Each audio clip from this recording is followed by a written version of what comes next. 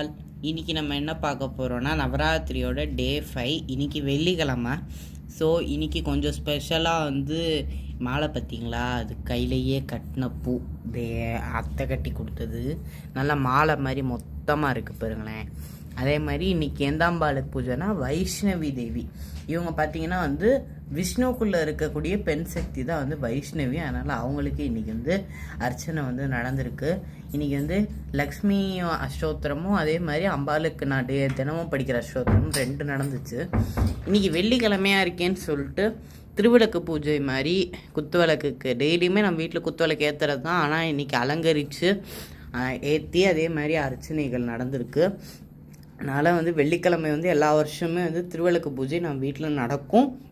போன வருஷம் நடந்துச்சான்னு எனக்கு ஒரு டவுட் இருக்குது. எனக்கு போன வருஷம் தெரிஞ்சு நான் பண்ணலன்னு நினைக்கிறேன்.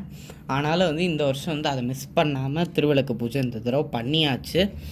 இன்றைக்கி பார்த்திங்கன்னா முப்பெரும் தேவியருக்கும் அழகாக பூ சாத்தியாச்சு. அதே மாதிரி இன்றைக்கி மதுரை அரசால மீனாட்சிக்கு இன்றைக்கி பார்த்திங்கன்னா ராஜராஜேஸ்வரி திருக்கோலம். இன்றைக்கி பஞ்சமி திதி. இன்றைக்கி நவராத்திரியில் வர பஞ்சமி லலிதா பஞ்சமின்னு சொல்லுவாங்க. அதனால் லலிதாம்பிகை அலங்காரம் 5ஆவது நாள் பண்ணலாம். ஏன்னா மதுரையில் முதல் நாள் பண்ணுவாங்க. நான் அதனால தான் இன்றைக்கி லலிதாம்பிகை அலங்காரம் பண்ணியிருக்கேன். ஓகே, நம்ம நாளைக்கு நவராத்திரியோட 6th டே பூஜையில் பார்க்கலாம். ஓகே, பாய் எவ்ரிவன்.